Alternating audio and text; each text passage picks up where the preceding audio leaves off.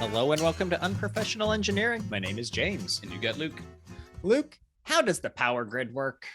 Magic. It does seem like magic. Like I literally hit a switch in my office and this thing glows. I mean, it's got to be magic. I mean, how does me hitting a switch, turn a light on, come from nuclear, coal, natural gas, wind, hydrothermic? Like, how does that happen, James? How does the power grid work? Is what I'm asking you. That is a great question. Okay, so here's I'll how be quiet it for the works. next 30 minutes.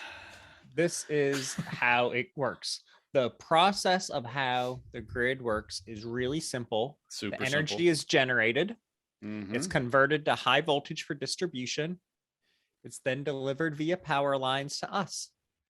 Episode over. Episode over. I think we may want to do a little bit more than that. So you do. Oh, okay. Okay. Hold on. Before you do, fun fact. Shoot. Are you ready for a fun fact? I love it. Can you handle this? I can. There are 450,000 miles.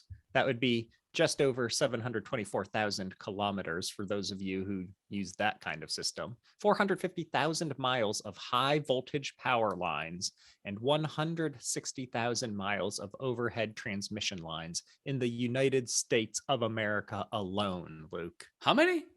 450,000 high voltage and 160,000 overhead transmission. So I have one for you to add to that. There's 5.5 million miles for the little stuff. Like the littlest stuff. Like the Amazon says it, the last mile. So like the stuff that connects to your house, there are 5.5 million miles.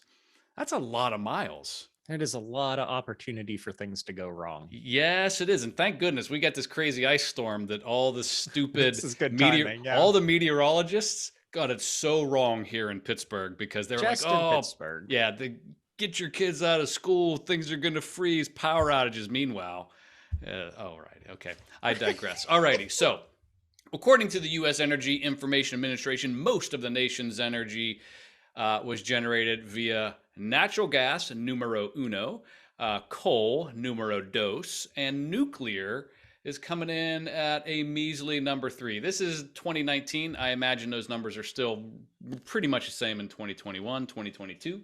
Number 3 is bronze medal. That's still something. That's all right. It works. I mean, the Olympics are going on right now. I'd take a bronze. Yeah, me too. Not so fun fact for you, Luke, along those same lines. Electricity generation is the single largest source of greenhouse gas emissions in the United States. Yeah, someday probably I those hope first two. Probably those first two. I hope that someday you care about your carbon footprint as much as I do mine. Thank you. My God.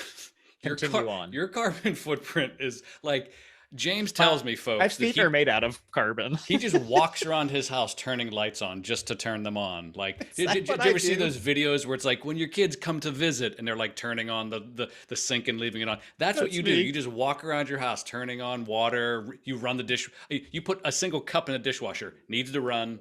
Leave windows open and winter. Wide open. Yeah. Absolutely. So there are some alternatives. So if you look at hydropower, biomass, wind, geothermal, and solar, unfortunately, right now they make up somewhere in the neighborhood of 22% of the overall electricity that was in the grid. And that's higher than I would have guessed. It's higher, but it's very location specific. So depending on which state you live in, and we have a little game we're going to play a little bit later, is going to depend on where your energy comes from predominantly. So I think we need to talk about like where it gets generated, James. What happens along the process other than that little description you gave? Do we want to go into that? I do. Can I start off with just a quick AC/DC sort of thing? Yeah, I love AC/DC. Like, we should play that in the background and get sued for all of our podcast money.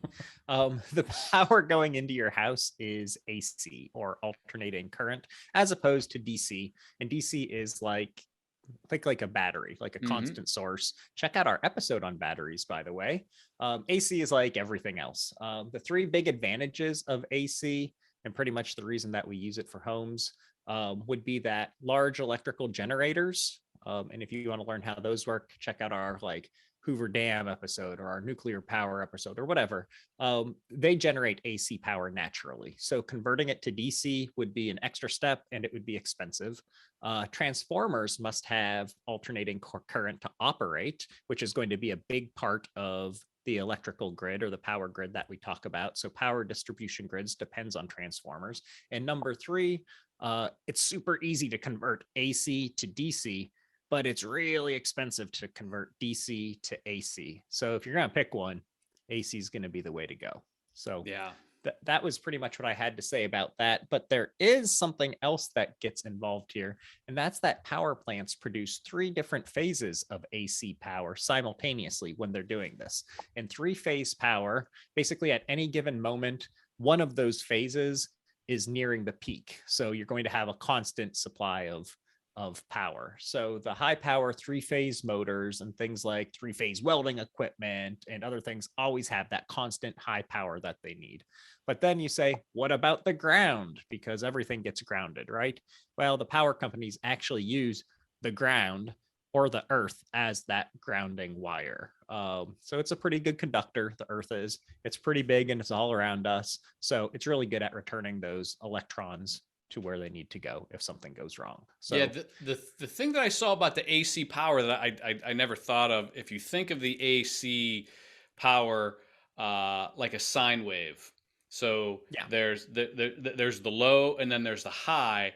So 3-phase, like to your point, like there's all like when it's in the middle where it's either lowering or higher, there is always something at that high point. So again, whenever you think of like welders, like they need to have like you couldn't run a welder with, you probably could run a 2-phase welder, but my guess is it would have power issues because you always need that maximum power the whole time. So yeah. Do we want to talk about the journey that this power takes, or where do you want to go from here? So the journey the power takes. So a long time ago, there were dinosaurs.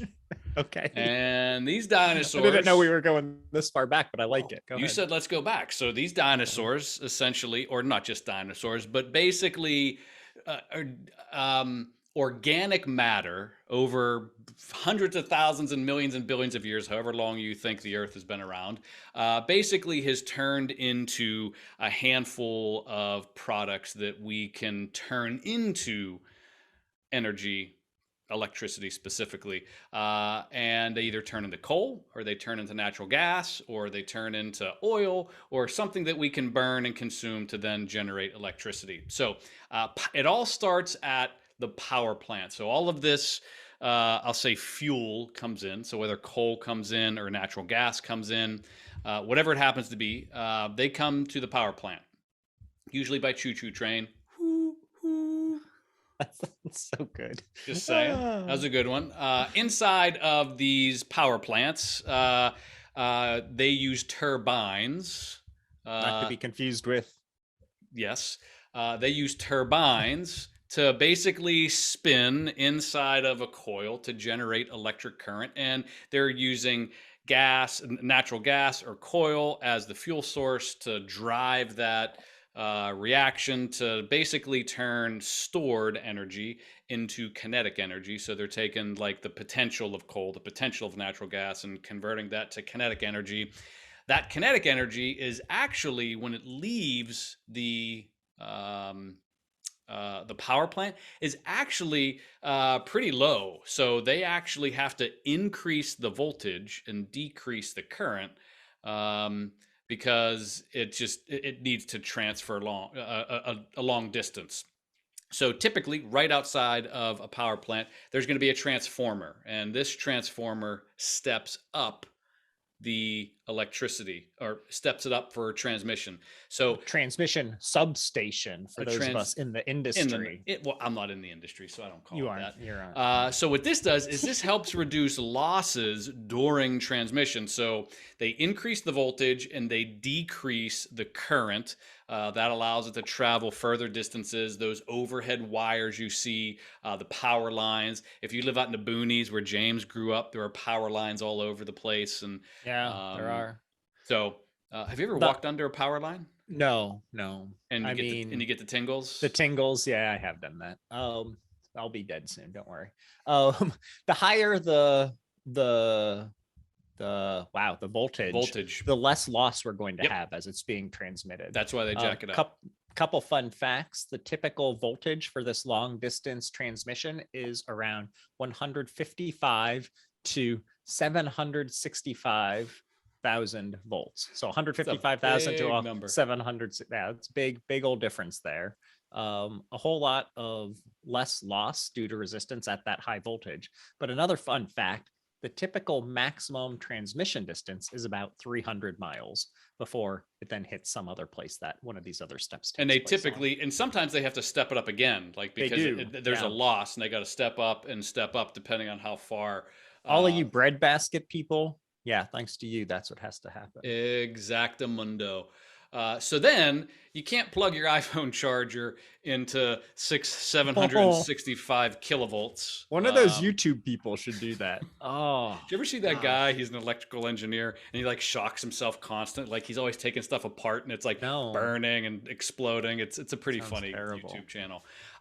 So you can't take that right to your house. You have to get this down to something that's usable. So for like residential, it's typically 120, 240 volt. For commercial, sometimes it's 208 to 120 or 480, 277 for commercial use. So what they do is that transmission line hits another, what did you call it in the know?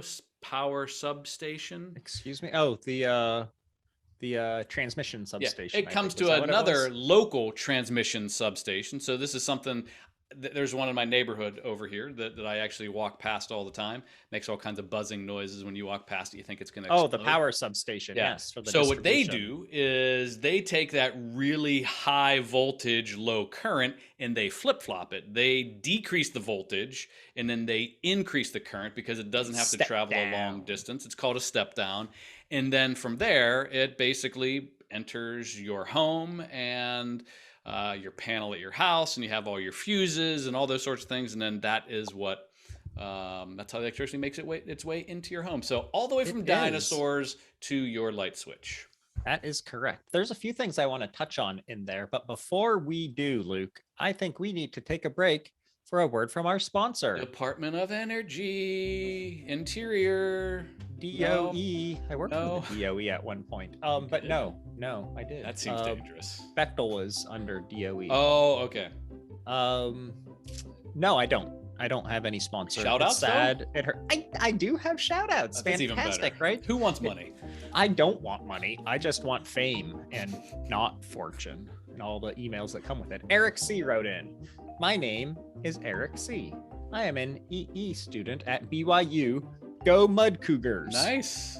I started writing this email in August, and I think I finally sent it here in February, so I might be as bad as email as you. This is 2 episodes in a row where I get called out for my poor email habits, so that hurts, but it's accurate. I listen to your podcast almost every day at my early morning custodial job before my classes, and I love it. So, wow, good job working and college for EE. Obviously going to be more successful. He's totally making this up. This is basically the storyline with what's his name? Matt Damon. He was the janitor at MIT, and then he ended up being the Beautiful Mind, or no, not Beautiful Mind, but you know what I mean. It was him and Ben Affleck. He was like the genius, like janitor. He's totally making this up. His janitorial he's playing morning job. I finally watched an episode on YouTube, and it was very surreal to see what you actually looked like. It was, of course, the Concord episode, so I saw Luke's mustache. Yes. That's been so wonderful. It's made me so happy. Eric, thank you for writing in with that. Good luck with that EE degree. Number 2 write-in was Zach. Just Zach. And Luke, I have a question for you. Why are some Zachs, Z-A-C-K, and some Zatches, Z-A-C-H? Well, I call them Zach. Zachary? I call them Zach. Yeah. Okay, well, this is from Zach then. Email subject, hydrosonic pump, ? Look into this for me, eh? Jim Griggs of Hydrodynamics supposedly had a water heater that created more energy than it used. That's the whole email, but I like it. I like that he wants us to look into this for him, eh? But it also sounds very much like a perpetual motion machine. It does. So I feel like this hydrosonic pump, perpetual motion machines could all be smushed together into one topic for us. And it would be rather entertaining to end with. None of that works. I think so. That's also like you put a piece of buttered bread on a cat's back, right? I have never heard about this. But so cat always land on their feet.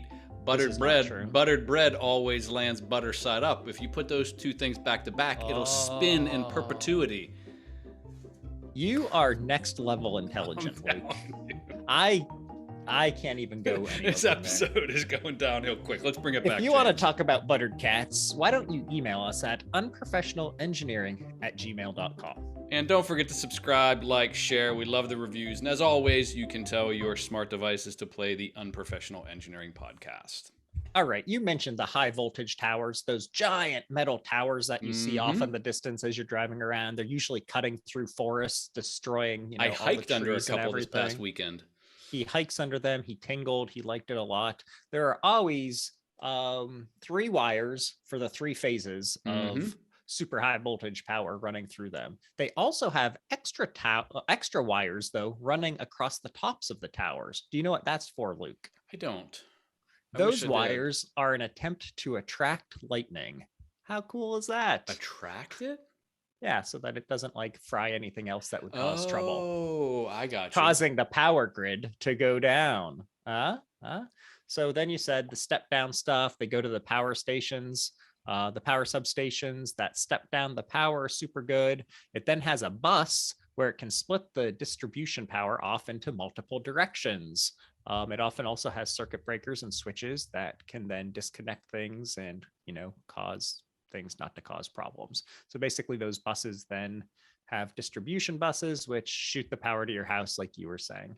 There's usually a transformer between you and the substation, though, because it doesn't come directly from the substation. Like I know I have a transformer here in my neighborhood that has gone out a couple of times recently, and that's the problem is the transformer for the neighborhood. Right. There's usually like poles out there that have like one phase of power at like 7,200 volts and a ground, and each one has like a transformer drum. They look like big silver looks like a garbage cans. Yeah.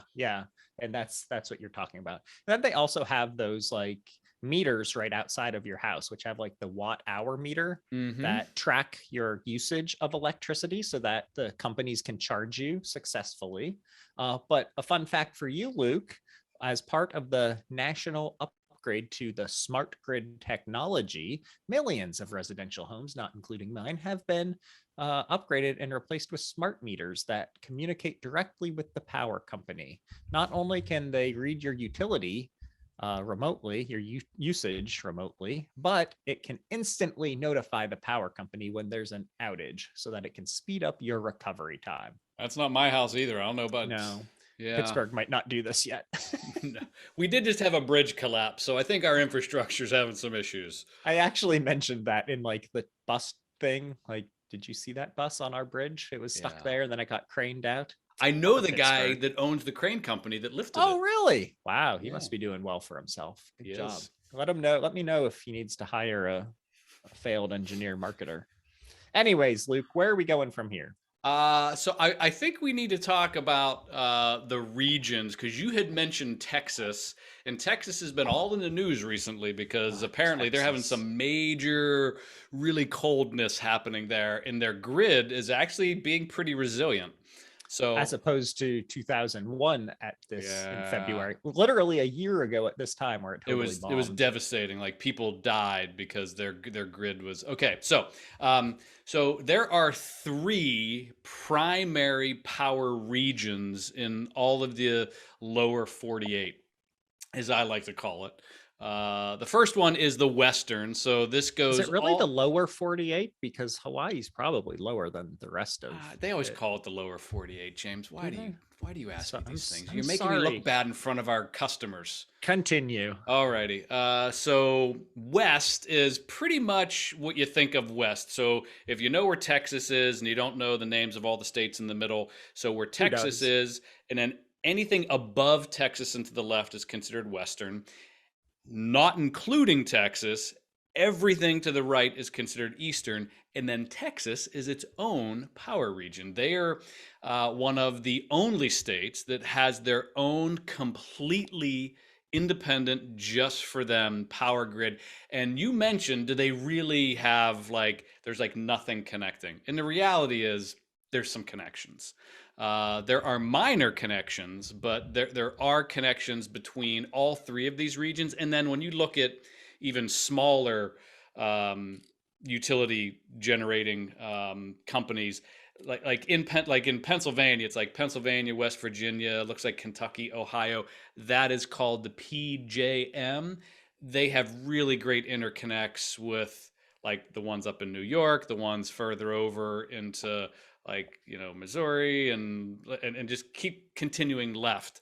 But they are all connected in some way, shape, or form. Yeah. So grid operators actually ensure that there's balance between supply and demand, kind of real time across these grids. It makes things safe. It makes power reliable. No rolling blackouts, all of that good stuff. There's actually the Eastern Interconnection has 36 balancing authorities, where these folks sit, including 5 in Canada. So apparently we're all connected together up there as well. So that's neat. The Western Interconnection has 37 grid operators, including 2 in Canada and 1 in Mexico. So that's lovely as well. And then you mentioned Texas, right? Does it really have its own separate grid? And I thought the history of this was kind of interesting, if you would allow me to go into it. Is that okay? All right. The Texas Interconnection, which the Electric Reliability Council of Texas, the ERCOT, manages, is mostly limited to Texas.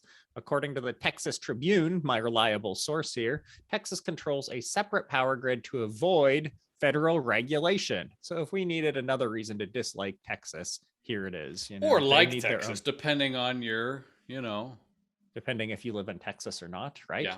In 1935, when the Federal Power Act became law, Texas northern and southern systems joined together to form one. Texas utility companies realized they could avoid regulations if they didn't cross state lines, and so that's what they did. The ERCOT came into being following one of the nation's worst power outages in 1965, which resulted in further federal regulation. And then there's the big drawback of Texas's regulatory independence, which was highlighted in February of 2021, where there was grid failure, power outages everywhere. Remember people sleeping in their cars? Somebody died because they slept in their car with the There's gas, actually quite a few with deaths. the power running. Yeah, really just very terrible. So, hopefully that's not a problem any longer. Before we go on with more stuff though, Luke, and I know you have games to play, which I love. Let's take a break for this week's Luke's Rant. So, and I'm sure that every homeowner, and maybe renters, I forget how it works with renters, but they call it utility choice. Should be called utility confusion. Like I get on a regular basis an email saying, oh, your cost of power is going to go up. Buy power off of us. And then like, oh, if you buy now, you lock in at this rate. And the same wires are coming into my house. It's not like they're changing the wires. So, and as we did this research, just because the wires that come into your house come from, Duquesne Light doesn't mean Duquesne Light actually generates power. They in fact do not generate power. They just transmit power. And someone else can buy portions of Duquesne Light's customers to then they transmit it or get paid, and they just page it. It is this super confusing, like it's shady. It's so shady. Yeah, it's diabolical the way they do this, because number one, the price drastically changes from one carrier to another carrier, and if you're not kind of smart about it, and like I never pay attention to my electric bills. They're all like on auto pay. I don't know the last time I looked at an electric bill. Doing this episode, I looked.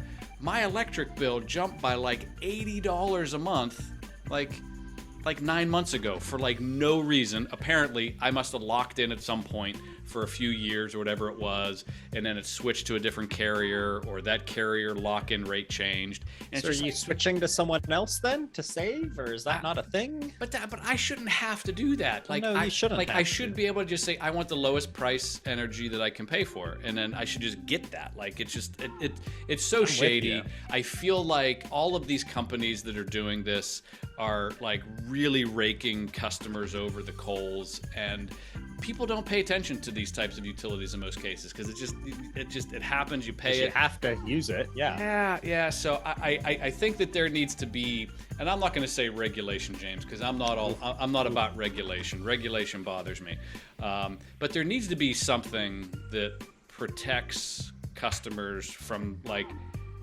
I'm okay with paying $80 extra dollars a month, $90 extra dollars a month every month, but there might be people that doesn't work for them, and that would potentially be really problematic for them. And there's got to be a way to protect those people without regulation, because I'm not a big fan of regulation. But I don't know what the answer is. It's confusing, it's shady, and there has to be something better out there. So if any of our listeners know of an easy way of finding what I'm currently paying, who I'm actually buying it from, and a way to save money, send us an email. I'd love to know. If any of you are saving $80 or $90 a month on your electricity already, send it to me to sponsor some podcasts. So Luke, what causes power grid failure? That's a rhetorical question. A single event doesn't cause power grid blackout. Grid failure can be a result of a bunch of mini accidents and missteps that culminate into one giant catastrophic failure of the grid. Yeah, because when you say grid failure, that's not me losing power in my local neighborhood. Grid failure is like Texas last year kind of grid failure. Yeah, exactly right. The collapse creates a power surge somewhere, and the load on nearby systems cause those to fail, and it's just this cascading effect, right? A power grid can fail if the frequency plunges below the limits, which is like 49.5 to 50.2 hertz, that limit band, or if it shoots up beyond the upper limits, which is also no good. Not so fun fact, 96% of power outages and blackouts are weather related. So either natural disasters or big storms like what we were supposedly having this week and things like that. So all not very good. Also kind of surprising to me, Luke, this really shocked me, is that the growth of renewable power sources also threatens the grid, which kind of blew my mind to find out. This is because things like solar power and wind power and people that have solar panels that are now connecting to the system and they're getting paid for their electricity, they produce more electricity than grid operators incorporate into the power grid system. And that can also cause a problem, which is funny. And then the increasing age of the power grid, of course, is also bad. So the infrastructure of our power grid starting to fail, metal fatigue and equipment deterioration is starting to play a big problem with our power grid. They said something like the average age of the grid, like the components of the grid, is somewhere around like 31 years old. So, metal components sitting out there for 30 plus years, there's going to be some failure. Well, I'll get to them at the end, but I'll mention it now. One of the biggest challenges they have is because these power generation companies are all interconnected in the grid. Like this. So the problem is because you're physically connecting two different companies with a wire and with a transformer. So like who pays for the upgrade? When it crosses states, what state pays for what? I bet you do, Luke. I mean, it's crazy. Like if you think about the logistics of what it would take to like do like a systematic upgrade of the system, like what happens like at the border of Pennsylvania and Ohio, do we just like cut the wire, put our brand new one connecting to that old one, and like our new towers connecting to their old, like you can't do that. It's this super like complicated process of, who owns it, who's responsible for it, who has the money to do it. I mean, it's not going to be an easy thing, and it's going to be something that just goes on and on and on forever. So. Yeah. Do you have anything else you want to cover before we play some games? I don't think you did that fun fact. Yeah, we're ready to do some games. Okay, here we go. So the first game I want to play is, what is the source of your state's energy. So I love this. first, we'll do the whole United States, and I'll give this one to you, James. And this is as of 2017. I couldn't find a newer one, so we're going to assume that they're relatively close. I'd imagine. United States overall, 32% natural gas. Really surprised by that. I thought coal was higher. Coal is 30%. Nuclear is 20%. Hydroelectric is 7%. Wind is 6%, and then there's some other ones that I can't read because they're too small. So the next ones I want to get to is the states. So let's go let's with do this. I got this. So and we're going to choose states that I'll say are like on different ends of the spectrum from a geography standpoint, and then just like from what you think that state would do. So hey, whatever you say. California, what do you think California's number 1 and number 2 sources of energy are? Avocado. You got it. And you hippie. And what's the oil? The patchouli. Yes. It's patchouli oil and avocados. That is incorrect, James. They must be. They're going to be natural gas. Very good for number 1. What do you think number 2 is? Hydropower. How do you know this? I figure they ship it in from the Hoover Dam or something, right? Okay. That's my guess. Okay. Is that right? You're absolutely correct. Their number 3 is solar. They're one of the better solar good for them. ones around. And then nuclear comes in at 8. And you can't even see coal. So California does like no coal, or if it is, it's below 5%, and I can't see it on my scale. So let's go to somewhere like kind of in the middle. Colorado. I'm gonna go with coal. Colorado. 54% is coal. What do you think their number 2 is? You didn't tell me I'd have to do both. Well, you got to do at least 1 and 2. We'll do wind. Nope, natural gas. Natural gas and wind are pretty tied. Okay. Oh, that was close then. Okay. I was going off of my knowledge of 2022 stats, not 2017, you know. I'm going to throw you a curveball now. Oh, dear. Hawaii. Not coconuts. Not coconuts or ceviche or monkeys. Yeah. They have monkeys. I'm going to go with oil. Oh my! You're like a genius. It's like 62% petroleum because they can't get access to coal easily. That's what I was thinking. Solar. So basically, theirs is all liquid gas. Like it's some form of oil or petrolium that they must burn. Like hide these factories somewhere away from like all the beautiful. Oh, I'm places, sure they right? do. Or I'm sure power they do. Plants. I mean. Alrighty. So let's go to the next one. I would like to cover is. This is probably one of the most diverse ones, Maine. So the other corner of the United States. See, I would assume most of the East Coast is coal. So I'm going to go with coal in Maine. Coal isn't even on the list in Maine. Wow. So Maine, hydroelectric. Apparently they got some dams up there at 30%. No way. It's that high.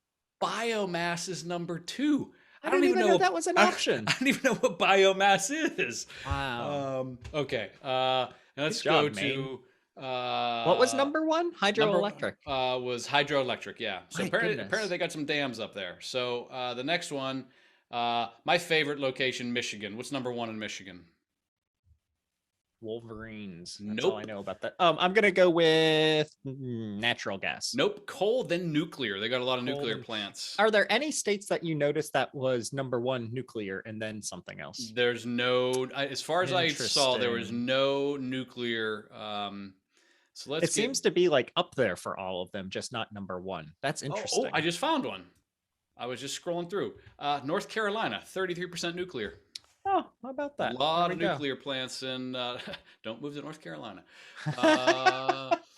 Sorry, I shouldn't say. I don't agree with that. Okay. P. Okay, Pennsylvania. Bring it to our home state. Coal. And we'll wrap it up here. Come on, it has to be coal. Is it not? What is it? I guess natural gas. No. Nuclear. I thought you said there weren't any, and now PA's. I just realized that PA is too. I feel like you were setting me up to fail. I was kind of setting you up there. Sorry. So apparently, starting right about 2015, the nuclear Like it was coal, it was coal all the way up until I'm going to say about 2013. And in 2015, nuclear really took off. So it's nuclear, natural gas. Coal was only 22% in Pennsylvania. Good job, And if us. you think about it, we do have quite a few nuclear facilities that are, I mean, there's one right down in Beaver, close to us. There's that stuff out in the middle of the state that almost blew up the one time. And then there's a bunch of stuff out near Philly. Okay. Man, if one's gonna blow up, it should be the Philly one, right? Wipe that place off. There goes our Philly fan base. It's a small city. It's we got another game, James. I want one more game. Okay. Yeah. We got to be quick. Yeah. So, what do you think the most expensive state is for the cost per kilowatt? So it's going to be in cents. It's going to be in cents. I'll tell you that. So you think California is the most expensive? California is. Oh, you know what? I should have said lower 48. Of all the states, what would you say is the most expensive? Hawaii. Actually, Hawaii's isn't all that bad. The most expensive is Alaska because they've got to basically got to carry electricity there and pay for it. Yeah, makes sense. It's 22 cents per kilowatt. California is 19. California's still pretty high in comparison to others. Here in beautiful, sunny Pennsylvania, sunny. is it's only 14.38 cents per kilowatt. I really wish the electric company would quit shaming me about the amount of electricity I use. I'll put that out there. Yeah, I get that email every week. You use more, you use less. Okay, and your neighbors, now, exactly. So who do you think is the cheapest in the United States? West Virginia. No, actually, the cheapest, I believe, is, let's see, is anything cheaper than Washington State? Nope, Washington State is actually the cheapest. It comes in at, and my guess is there's probably a boatload of hydro there, and so I'm guessing. So it's 9.79 cents per kilowatt, which is crazy cheap. That's like California is like 3 times, 4 times as much. Okay, the last thing, and it's not a game, I think it's that much. but just a couple fun facts. We're talking about what it is per kilowatt. So what can you do with a kilowatt, James? I have no idea. You can run a 1,000-watt heater for 1 hour. So basically, it's 1,000 watts is 1 kilowatt for 1 hour. You could run a 100-watt light bulb for 10 100-watt 10. You can run 10 100-watt light bulbs for 1 hour. I mean, this is math, Luke. This is literally no, I get multiplication. It. But now let's talk about things. Like you could do a single for 1 kilowatt. You could do a single dishwasher run. Oh, see, now this is what I'm looking for. A single dishwasher run. A single dishwasher run. You could take a 30-minute shower. Oh, because apparently your heater, I guess if you had because electric heaters aren't all that efficient. And then the last one is you could dry, well, maybe not your hair because you don't have much, but I could dry my flowing locks for 15 minutes because apparently hair dryers aren't that efficient. 15 minutes. Well, they're very inefficient hair dryers apparently. Wow. So. Very interesting. That's good to know. I like your hair sticking up now. That's very nice. But yeah, the dishwasher, that's a good thing. The light bulb's not quite as impressive, but I like it. After doing this episode, I basically run around the house and I shut every light out. I don't know why. I've been getting better about shutting lights off, but I feel like my parents then, and then I go and turn them back on just to spite them. That'll teach them by making me pay more. Hopefully all of you have enjoyed learning about the power grid, how much people pay for electricity in various states, and I don't know, whatever else it is we might have talked about here, buses falling into holes in Pittsburgh. If any of you want to tell Luke how to save money on his electric bill, want to send us some cash based off of, your savings from electricity, anything like that, go ahead and email us at unprofessionalengineering@gmail.com. And until next time, see ya.